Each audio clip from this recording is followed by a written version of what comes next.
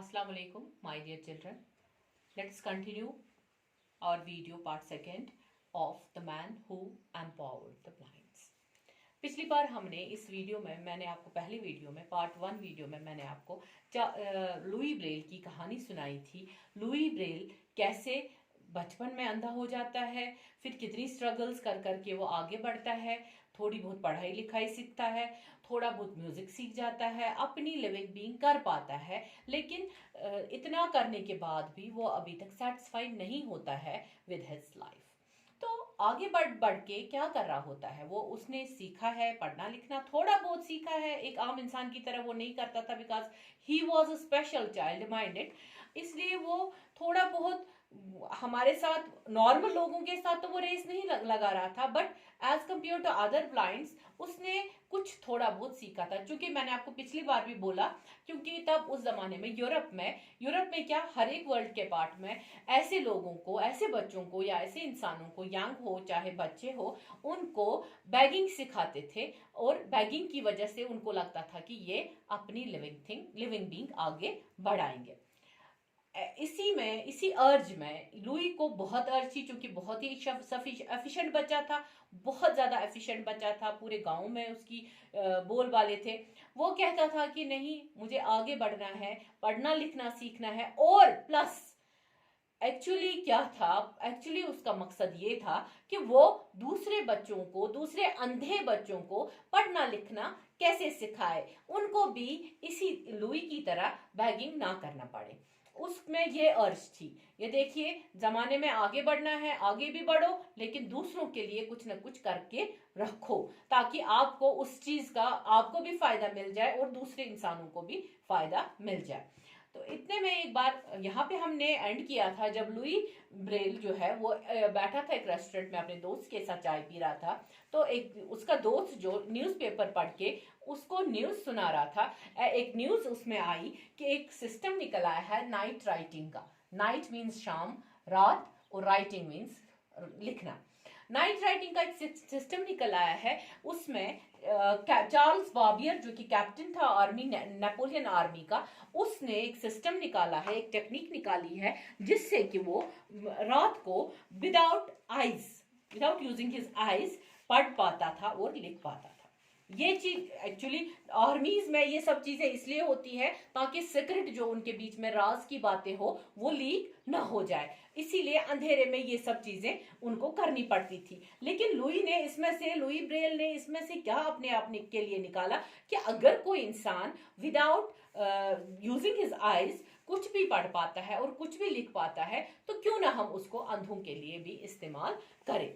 इतने में Louis Braille जो है, क्योंकि ये मशहूर भी हो गया होता है, एक छोटी सी उम्र में just at the age of 20 इसने इतनी अचीवमेंट्स हासिल की थी। तो इसने सोचा क्यों ना इस चार्ल्स बार्बियर के साथ मिला जाए। तो उस वजह से इसने चार्ल्स बार्बियर के साथ एक अपॉइंटमेंट फिक्स कर दी और उसमें इसने चार्ल्स बार्बियर के साथ ये राज की बात जानने की कोशिश की कि कैसे उसने ये सिस्टम बनाया और अंधों को इससे क्या कुछ फायदा मिल सकता है। Charles Barbier being a helpful man Louis के साथ ये सीक्रेट शेयर करता है, और मकसद भी इसका बहुत अच्छा होता है। लुई का मकसद अच्छा होता है, अगर वो ये सीक्रेट चाहता भी है, ये पैटर्न चाहता भी है, वो एक अच्छे मकसद के लिए उसके लिए होता है, सिंसियर मकसद के लिए होता है। तो चार्ल्स बार्बियर कैसे लुई के को एक्सप्लेन करता है, क्योंकि लुई भी एक अंधा आदमी था, माइंडेड, वो देखता कुछ नहीं था, इसलिए चार्ल्स बार्बियर को भी उसको एक्सप्लेन कैसे करना पड़ा, क्योंकि वो कुछ नहीं देख पाता था। वो लुई के हाथ में एक पेपर थमा देता है और उसके हाथ में एक ऑल थमा देता है। ये वही ऑल होती है जिससे लुई ब्रेल 3 इयर्स का था, तो इस ऑल से उसकी आंखें चली गई थी, उसकी आंखों की साइट चली गई थी। तो ये वही ऑल है, तो कितनी पॉजिटिव चीज है। उस टाइम इस ऑल ने इसकी अंधेपन का एक सोर्स बन गया था, लेकिन उसके बाद लुई को आज यही ऑल उसको दूसरे अंधों को हेल्प करवा रही है, क्योंकि ऑल से ही हम वहां पे भी ऑल से ही वो लेदर को छेद करते थे, और यहाँ पे चार्ल्स बार्बियर जो है उसने भी एक ऑल का इस्तेमाल किया था लुई को ये सिखाने के लिए कि ये पैटर्न हम कैसे रीड करते हैं। सबसे पहले उसने एक कागज उसके हाथ में दिया और एक ऑल हाथ में दी और डॉट्स डालने को कहा। यहाँ पे 1 2 3 4, यहाँ पे हमने 4 डॉट्स डाले। 4 डॉट्स को डालने के बाद जब हम यहाँ से फील करते हैं, यहाँ से तो कुछ नहीं है, यहाँ से प्लेन है, यहाँ से हम फील करते हैं तो आंखें बंद करके भी हम देख सकते हैं कि यहाँ पे एक डॉट है, यहाँ पे दूसरा डॉट है, यहाँ पे तीसरा डॉट है और यहाँ पे चौथा डॉट है। 4 डॉट्स हम सीधे आंखें बंद करके भी फील कर सकते हैं। और इस पैटर्न को, ये जो उभरा हुआ है, यहाँ से एक तरह से प्लेन है, एक तरह से उभरा हुआ है, उभरे हुए पैटर्न को एम्बॉस्ड कहते हैं, EMBOSSED। ये एम्बॉस्ड टाइप होता है। ये उभरा हुआ जो है, इसने इसी उभरे हुए पे ऐसे हाथ फेरा तो इसको वहां पे सीधे डॉट्स का पैटर्न समझ में आ गया। तो इस पैटर्न को बनाते बनाते चार्ल्स बॉबियर ने कुछ ऐसा पैटर्न बनाया था डॉट्स एंड डैशेस का। जैसे ये लाइन 1 में ए के लिए डैशेस उसने बनाए, पहले एक dot, dash dash dash dash and dash. उसने एक भी पैटर्न इसमें, ये सारे एक एक अल्फाबेट है, ABCD, इसमें एक भी पैटर्न आप देखिए कोई एक पैटर्न रिपीट नहीं होता है। तो इस पैटर्न को समझने के लिए अंधों को पहले यह कोडिंग सीखनी होती है। यह कोडिंग सीखने के बाद जब वो ऐसे हाथ फेर देते हैं इसके ऊपर, उनको पता चलता है एक तो डॉट है, 5 डैशेस है, तो एक dot 5 dashes as per pattern. वो एक डॉट को देखकर, 5 डैशेस को देखकर समझ जाते हैं दिस अल्फाबेट इज EA। ऐसे ही यहाँ पे हम अल्फाबेट M लेंगे, यहाँ पे 2 डॉट्स है, 2 डैशेस है, एक डॉट है, फिर और एक डैश है, तो दिस अल्फाबेट उनको समझ में आ जाता है। बाय फीलिंग दिस ओनली उनको समझ में आ जाता है कि दिस अल्फाबेट इज M।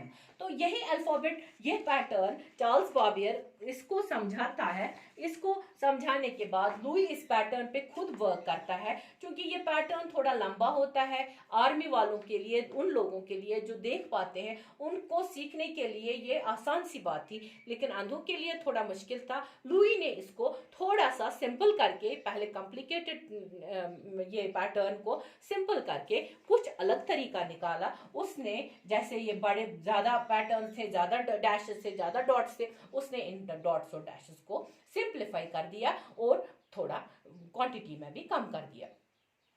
अब रही बात, लुई ने जब ये खुद सीखा, सीखने के बाद उसने पहले अंधों को डायरेक्ट नहीं सिखाया। उसने सबसे पहले कुछ किताबें लिखी, कुछ नोट्स लिखे, कुछ आर्टिकल्स लिखे, अपने हाथ से लिखे, इसी पैटर्न को यूज करके और ताकि दूसरे अंधे इसको पढ़ पाए। जब दूसरे अंधे इसको पढ़ पाते हैं, जब वो देखते हैं कि लुई को कैसे कैसे हालात से गुजरना पड़ा और कहां से कहां वो पहुंच गया, तो उन अंधों में भी एक पढ़ने और लिखने की लगन बढ़ गई। आगे बढ़ते बढ़ते लुई बहुत सारी किताबें लिखता है और उन लोगों को जो देख सकते हैं वो भी इससे सेटिस्फाई हो गए और जो नहीं देख सकते हैं वो लोग भी इसके साथ सेटिस्फाई हो गए। लेकिन एक यहाँ पे थोड़ी सी दुख की बात ये हो गई, एक नया सा पैटर्न जो ही मार्केट में आ गया तो अचानक से इस पैटर्न से लोग टू सम एक्सटेंट जलने लगे। कुछ लोग चाहते थे कि ये पैटर्न सामने ना आ जाए, क्योंकि जो ओल्ड फैशन पैटर्न थे वो चाहते थे कि हमारे फैशन पैटर्न जो है वो चलते रहे ताकि हमें अपना जो काम है वो आगे बढ़े। लेकिन लुई ने जो पैटर्न निकाला था उसको थोड़ा सा लोगों ने एनकरेज नहीं किया। लेकिन लुई ब्रेल जो था वो इतना अच्छा, इतना स्ट्रॉन्ग आदमी था, वो इस पे काम करता गया, वो लोगों को प्राइवेट में पढ़ाने लगा। स्कूल आवर्स के बाद वो लोगों को लेसन्स देने बैठा और जल्दी से लोगों को भी इसके बारे में पता चल गया। ब्लाइंड लोग जो है वो इसको बहुत ही अच्छी तरह से समझने लगे और वो ब्लाइंड्स जिनको ऑलरेडी ट्रेनिंग मिली थी बैगिंग की, वो भी इस पैटर्न को ये करने लगे। उन्होंने भी इस पैटर्न को खुद समझ लिया, तो उससे वो इस पैटर्न को अच्छी तरह से समझने लगे। यहाँ से लुई साथ साथ अपना सिस्टम को भी इम्प्रूव कर रहा है। लुई अपनी टीचिंग पे भी ध्यान दे रहा है, म्यूजिक पे भी ध्यान दे रहा है और इसके साथ साथ वो कुछ अलग से स्पेशल नोट्स बना रहा है फॉर म्यूजिक ओनली। उसने कुछ अलग नोट्स बनाए, जैसे हम भी देखते हैं हमारे म्यूजिक में सा रे गा मा, ये अलग लैंग्वेज है ना, तो यही लैंग्वेज उसने अंधों में भी इंट्रोड्यूस करी ताकि अंधे अच्छे से म्यूजिक सीख पाए। क्योंकि लुई जो था वो पहले ही म्यूजिक अच्छा बजाता था, उसको अपनी फिंगर्स पे बहुत अच्छा होल्ड था और इसीलिए वो बहुत ही अच्छा म्यूजिक बजा सकता था। थोड़ा थोड़ा करके ब्रेल ने और उसके दोस्तों ने, दूसरे दोस्तों ने जिन्होंने ये पैटर्न सीखा था, उन दूसरे दोस्तों ने text book, story book, song books print करने लगे और एक मशीन भी निकली, एक प्रिंटेड मशीन, प्रिंटर मशीन जो है वो निकली, उन्होंने इजाद की। वो उससे ये प्रिंट करने लगे किताबें और पूरे पब्लिक तक पहुंचने लगे। लेकिन अभी तक भी लोगों को ये सिस्टम कुछ थोड़ा मुश्किल लग रहा था और इससे ब्रेल को बहुत ज्यादा डिसअपॉइंटमेंट होने लगी। इतने में लुई की हेल्थ भी थोड़ी सी बिगड़ने लगी, थोड़ी थोड़ी बिगड़ने लगी। उसकी हेल्थ इसलिए बिगड़ने लगी क्योंकि उसको कुछ खास पॉपुलैरिटी नहीं मिल रही थी और इस सिस्टम को लोग अभी तक नहीं अपना रहे थे। इतने में वो अपना काम तो चालू कर रहा था, म्यूजिक सिखा रहा था, पढ़ा रहा था, लिखा रहा था, इस पैटर्न को आगे बढ़ा रहा था, किताबें लिख रहा था, वो सब चीजें कर रहा था। म्यूजिक पढ़ाते पढ़ाते एक बहुत ही ज़हीन लड़की उसके पास पियानो सीखती थी। वो एक पियानिस्ट थी। पियानिस्ट मीन्स वो जो पियानो बजाते हैं। पियानो एक म्यूजिकल इंस्ट्रूमेंट है जो कि हाथों से बजता है। यही वाला पियानो जो है वो एक लड़की बजाती थी। तो एक कंसर्ट में इस लड़की ने जब पियानो बजाया तो इसको बहुत ज्यादा वहां पे अप्लॉड्स मिल गए। लेकिन इतने इतने ज्यादा अप्लॉड्स मिल गए, इसने अपना हाथ खड़ा किया इन तालियों को रोकने के लिए। प्लीज इसको रोक दीजिए। क्यों? क्योंकि ये जो आप अप्लॉड्स कर रहे हैं, प्लीज इन तालियों को आप लुई ब्रेल के लिए बजाइए, क्योंकि लुई ब्रेल से मैंने दिस डॉट सिस्टम पढ़ा था और एयर डॉट सिस्टम जो है उसकी वजह से मैं इतना अच्छा पियानो बजाती हूँ। तो ये मैं पियानो बजा रही हूँ थ्रू हिज आईज। तो आप क्या करिए, please I beg you to upload for him only. इतने में ये कॉन्सर्ट इतना बड़ा कॉन्सर्ट था, इसकी न्यूज़पेपर में न्यूज़ छप गई कि लुई ब्रेल का कोई सिस्टम है जिससे एक लड़की ने इतना अच्छा पियानो बजाया, जिसने किताबें भी लिखी। तो सारी चीजें धीरे धीरे अखबारों में छपने लगी। When Braille heard about this, he wept out of joy. Braille ने जब ये न्यूज़ सुनी कि मेरी एक स्टूडेंट जो पियानिस्ट है उसने इतना अच्छा काम किया है और इसकी पॉपुलैरिटी बढ़ गई, इसके काम की पॉपुलैरिटी बढ़ गई, इसको सराहा गया, तो वो खुशी से झूम गया। ऐसे में ही said that his life had not been a failure after all. वहां पे आके उसको समझ में आ गया कि अभी तक मुझे आगे बढ़ने के लिए ऊपर नीचे तो आना पड़ा, ऊपर नीचे करना पड़ा, इतनी सारी मेहनत करनी पड़ी, लेकिन आज जाके इसकी पूरी जो इसने वर्क की थी उसके रिजल्ट्स निकल आए थे। In 1852, sorry, when Braille was 43 years old, ये सब तब हुआ जब ब्रेल 43 years का था, only 43 years old. In 1853 में ये सब हो गया और ब्रेल को इस चीज के बारे में पता चल गया कि हाँ जी उसका जो सिस्टम है वो आगे बढ़ गया है। और young blinds institute of young blinds, जो यंग ब्लाइंड्स के लिए इंस्टीट्यूट था, उसमें यंग ब्लाइंड्स के लिए जो इंस्टीट्यूट था उसमें इस सिस्टम को इंट्रोड्यूस किया गया। उन्होंने इस सिस्टम को अडॉप्ट किया। अब क्या हुआ, अब ब्रेल के सिस्टम में दूसरी भी बुक्स को ट्रांसलेट किया गया। दूसरी जो हम जैसे लोगों के लिए, साइटफुल लोगों के लिए जो किताबें छपी हुई थी ऑलरेडी, उनको इस सिस्टम से ट्रांसलेट किया गया और दूसरे अंधे भी वही किताबें पढ़ने लगे जो जैसे कि हम किताबें पढ़ते हैं। तो इससे क्या हो गया, इससे वो एम्पावर्ड हो गए, उनको एम्पावरमेंट मिल गई, उनको ये चीज़ एक सिक्योरिटी मिल गई कि हाँ जी हम भी वो सब कर सकते हैं जो कि देखने वाले लोग कर सकते हैं। तो यहाँ पे लुई की ये बहुत बड़ी कामयाबी है। एक तो बुक्स को ट्रांसलेट किया गया और आज तक भी लुई ब्रेल का नाम पूरी दुनिया में मौजूद है, ना कि हमने इसको भूला है। हम अगर इसको भूलेंगे तो इसका सिस्टम जो अभी भी हमारी सोसाइटी में, हमारे वर्ल्ड में अभी चल रहा है, तो हम इसको कभी नहीं भूल पाते हैं। तो ये सिस्टम इसने जो बनाया है, इसने अपना नाम छोड़ कर गया है, इसने अपनी मेहनत कर करके अपना नाम पूरी दुनिया में जिंदा रखा है। तो माय डियर किड्स, आज का जो the man who empowered the blinds की स्टोरी यहीं पे खत्म होती है। बहुत उम्मीद करती हूँ कि आपने इस वीडियो को एंजॉय भी किया होगा और साथ साथ लुई के बारे में, लुई ब्रेल के बारे में ये चैप्टर अच्छी तरह से समझ लिया होगा। तो इंशाल्लाह आज मैं यहीं पे स्टॉप करती हूँ।